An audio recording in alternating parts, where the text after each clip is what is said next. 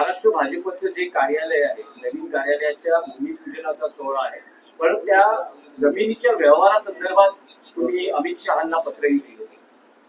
आज भारताचे गृहमंत्री आणि भाजपचे नेते अमित शहाजी मुंबईला येत आहेत. ते भारतीय जनता पक्षाच्या नवीन कार्यालयाचं भूमिपूजन करण्यासाठी मरीन लाईन्स सर्व भारतीय जनता पक्षाचं एक मोठं कार्यालय राज्याचं आहे. पण हातामध्ये अमर्याद सत्ता आणि धनसंपत्ती असल्यामुळे समुद्रासमोर मरीन लाईन्सला एक भव्य आलिशान कार्यालय उभं करण्याचं त्यांनी ठरवलं. कारण ते सुखासीन लोक आहेत. कार्यकर्त्यांप्रमाणे त्यांना जगता येत नाही. ते पूर्वीचे दिवस गेले. हजारो स्क्वेअर फीटचं ते कार्यालय आहे. नवीन किंवा नूतन कार्यालयाचं भूमिपूजन हा काही आमच्यासाठी टीकेचा विषय असू शकत नाही. राजकीय पक्षांना तो पूर्ण अधिकार आहे. देशभरामध्ये भाजपनं प्रत्येक जिल्ह्यामध्ये अशी पंचतारांकित कार्यालय उभी केली आहे. 550 पेक्षा जास्त. म्हणजे मुंबईतलं दिल्लीतलं कार्यालय जर आपण त्यांचं पाहाल तर प्रेसिडेंट ट्रम्पचं व्हाईट हाऊस मागे पडलं. पण त्याचंही आम्ही स्वागत करतो. पक्ष आपल्या प्रॉपर्ट्या तयार करत असतो. सत्ता आहे. उद्योगपती पैसे देत असतात. प्रश्न इतकाच आहे, मरीन लाईन्सला अद्याप मराठी भाषा भवन होऊ शकलं नाही. त्याच ठिकाणी मराठी भाषा भवन अडकून पडलंय.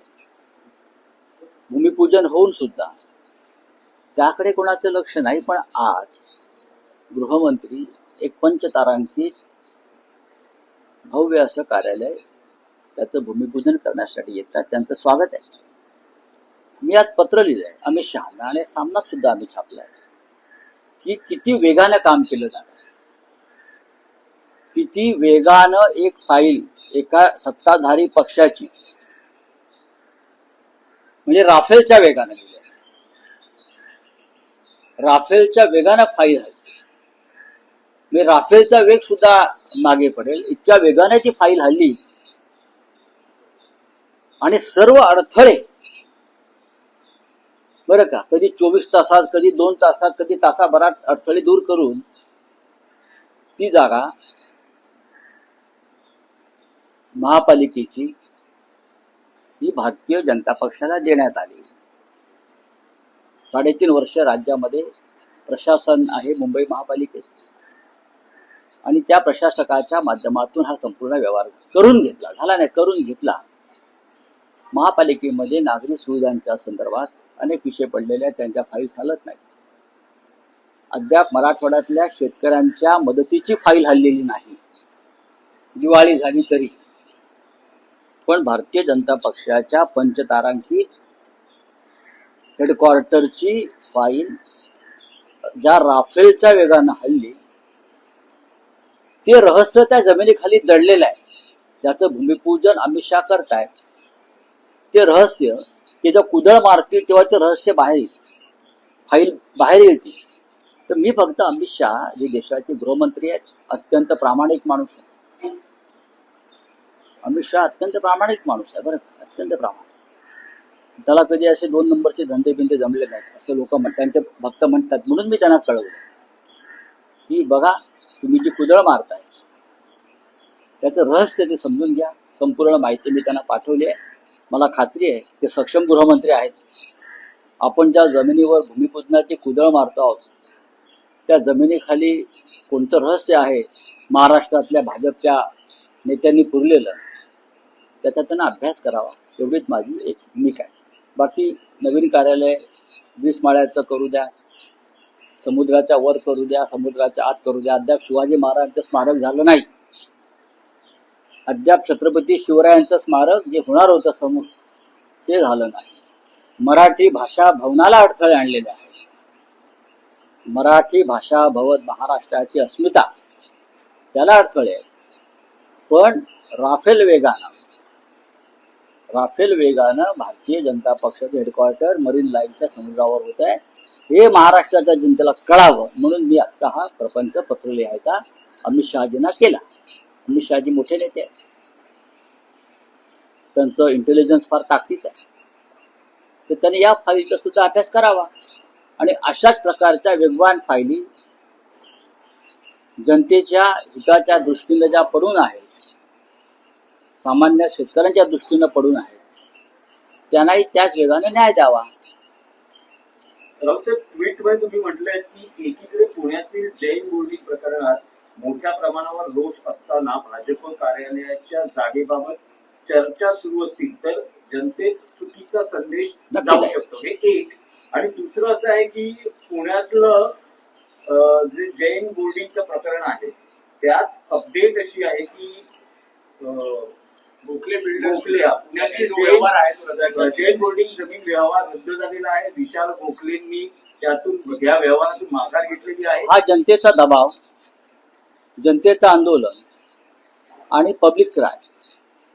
जनतेचं आंदोलन काय करू शकतं हे जर आता तुम्ही जी दिलेली माहिती सत्य असेल तर जनतेचं आंदोलन काय करू शकतं, पब्लिक क्राय काय करू शकतो, याचं हे जैन बोर्डिंगच्या जमिनीचा विषय हा त्या दृष्टीनं महत्वाचा आहे. नाही, पण पब्लिक क्राय जरी म्हणतात तरी हे प्रकरण रवींद्र धंगेकरांनी लावून धरलं तर यात रवींद्र धंगेकर यांचं श्रेय नाही का? कारण त्यावरून बरेच राजकीय आरोप प्रत्यारोप. बघा, श्रेय सगळ्यांचंच आहे. जैन बांधव रस्त्यावर उतरले, जैन बांधवांनी उपोषण सुरू केलं, जैन बांधव हटले नाहीत, जैन बांधवांच्या पाठीशी सर्व राजकीय पक्ष उभे राहिले. रवींद्र धंगेकर हे तिकडले प्रमुख नेते आहेत, त्यांनी ते प्रकरण पुढे नेलं, रोज त्या संदर्भात ते माहिती देत राहिले. त्याच्यामुळे त्यांचं रिसर्च, त्यांचं शोधकता ही सुद्धा महत्वाची आहे. पण एक गैरव्यवहार थांबला गेला. त्याचप्रमाणे मरीन लाईन्समध्ये आज जे अमित शहाजी कुदळ मारतायत तिथे तोच प्रकार आहे. तर तो गैरव्यवहार जो आहे त्याच्यावर सुद्धा आता लोकांनी जागरूक व्हायला पाहिजे. चौकशी नाही झाली अमित शहाकडनं तर आपण पुढे न्यायालयीन प्रक्रिया राबवणार. बघा, याची गरज नाही. त्याचं कारण असं आहे, चोरी तेच आहेत, फौजदार तेच आहेत आणि न्यायालय सुद्धा तेच आहे. लोकांसमोर असे विषय आणणं हे आमचं काम. रावसाहेब, या भाजपच्या प्रदेश कार्यालयाच्या जागेचा म्हणजे जिथे भूमिपूजन होत आहे, तुम्ही म्हणतात वेगाने फायली हल्ल्या, रहस्य काय आणि त्यातले मूळ मालक बरं का, भोगवटाधारक यांचे याच्यात कसे बदल होत गेले जागा मिळवण्यासाठी, याचं इत्यंभूत माहिती, तांत्रिक मुद्दे, राजकीय मुद्दे, एकनाथ डेव्हलपर, हे सगळे मुद्दे ह्याच्यामध्ये आलेले आहेत. तुम्ही ते पत्र लोकांसमोर आणावं अशी माझी विनंती आहे.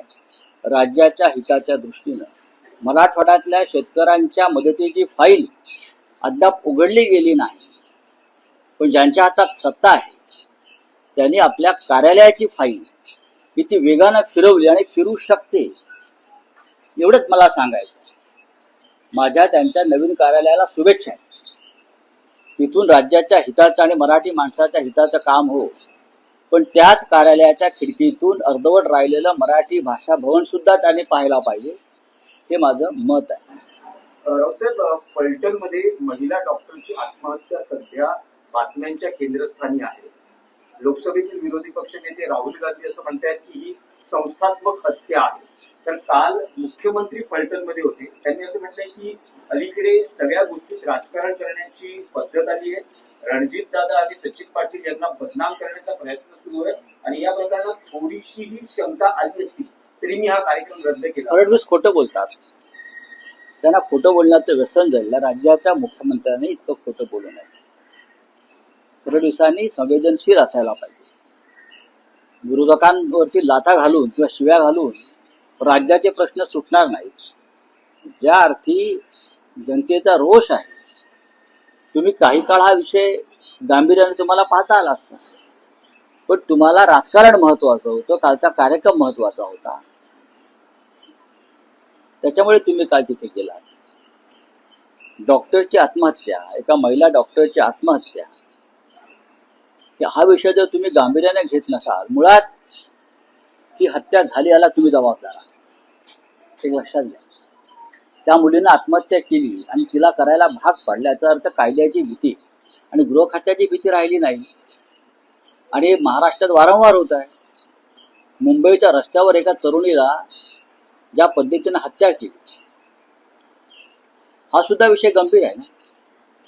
तुम्हाला इतर सर्व गोष्टी करायला वेळ आहे, व्हिजिलन्स इतर लोकांवर करायला वेळ आहे, इतर लोकांच्या मागे इंटेलिजन्स लावायला वेळ आहे, भारतीय जनता पक्षाच्याच लोकांचे फोन टॅप करायला वेळ आहे, पण या महाराष्ट्रात वाढत चाललेली कायदा सुव्यवस्थेची अव्यवस्था ती सावरायला वेळ नाही. चलिए आपला काय सर, एकच प्रश्न आहे मराठीतला की आज उद्धव ठाकरे यांच्या नेतृत्वाखाली मुंबई शिवसेना युबीटीच्या पदाधिकाऱ्यांचा मेळावा होतो.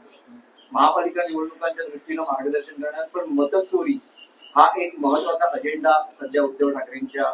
दोन गोष्टी महत्वाच्या आहेत. आजचा मेळावा हा उपशाखा प्रमुखांचा मेळावा, जे आमचं प्रत्यक्ष जमिनीवरची फौज आहे, सैन्य आहे, त्यांना आपण आज काय संदेश देतोय याकडे सगळ्यांचं लक्ष आहे. उद्धव ठाकरेजी पक्षप्रमुख आज त्यांना मार्गदर्शन करतील आणि मोठ्या प्रमाणामध्ये मुंबईतून, हा फक्त मुंबईतल्या उपशाखा प्रमुखांचा मेळावा लक्षात घ्या. आणि 1 नोव्हेंबरला मतदार यादीतल्या घोटाळ्यांसंदर्भात सर्व पक्षांचा एक मोठा मोर्चा निघतो आहे. दिल्लीला धडकी भरेल आणि निवडणूक आयोगाला खांब फुटेल अशा पद्धतीचा हा मोर्चा काढावा, यासाठी सर्व पक्षांची तयारी सुरू आहे. मग डावे पक्ष असतील, काँग्रेस पक्ष असेल, राष्ट्रवादी काँग्रेस पक्ष असेल, कालच पवार साहेबांशी माझी चर्चा झाली त्या विषयावर, शिवसेना, महाराष्ट्र नवनिर्माण सेना, प्रत्येक जण ह्या मोर्चाच्या यशासाठी झटतो. आणि 1 तारखेचा मोर्चा, 1 नोव्हेंबरचा मोर्चा हा अभूतपूर्व असा. नाही, पण राऊतसाहेब, यात एक प्रश्न असा आहे की तुम्ही किंवा तुमचं शिष्टमंडळ वारंवार असं सांगताय, राज ठाकरे म्हणतायत की मतदार याद्यांमध्ये दुरुस्ती करा आणि निवडणुका द्या. पण आज केंद्रीय निवडणूक आयोगाची पत्रकार परिषद संध्याकाळी होते.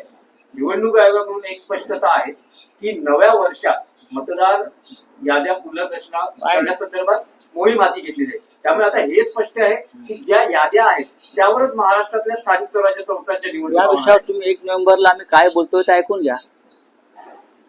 त्यासाठीच तर मोर्चा आहे, त्यासाठीच तर आंदोलन आहे. 1 नोव्हेंबरला त्याच्या आधी सर्व प्रमुख नेत्यांची बैठक होईल.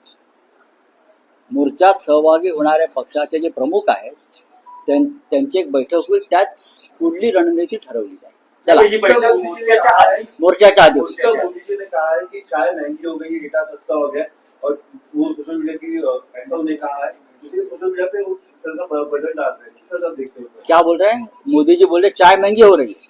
चाय महंगी हो गई, डेटा सस्ता हो गया है. और तो चाय महंगी हुई इसके लिए जिम्मेदार कौन है? मोदी जी जब चाय बेचते थे तब चाय का रेट क्या था? वही रेट से आप मोदी जी वापस देश के प्रधानमंत्री बन गए. हाँ, तो वही रेट से चाय बेचो, डालो आप किटली लेके आपके कार्यकर्ताओं को घर घर भेज दो चाय के लिए. सर, डेटा जो है सस्ता हो गया, जिससे सोशल मीडिया काफी एक्टिव हो गया. तो क्या हो गया? पूरे विश्व में डेटा सस्ता हो गया है, तो भारत में क्या बड़ी बात है? आप विश्वगुरु है ना, तो पूरे विश्व में डेटा सस्ता हो गया है. डेटा सस्ता हो गया इसलिए तो हमारा डेटा चोरी कर रहे हैं. चलिए, thank you very much. Fadnavis ने क्लीन चिट की है डॉक्टर केस में. सर, देखता हूँ किसको क्लीन चिट दी है? डॉक्टर सुसाइड केस में. नहीं, वो क्लीन चिट देवेंद्र फडणवीस के देने से नहीं मिलती. उसके लिए जांच करनी पड़ेगी. वो लड़के ने जो अपने हाथ पर लिखा है, हाँ, कि पोस्टमार्टम रिपोर्ट बदलने के लिए कैसे एमपीज के पीएस के फोन आते थे, क्या वो झूठ है? तो आप वो जिसने सुसाइड की उस लड़की को आप झूठा बोल रहे हो. Thank you.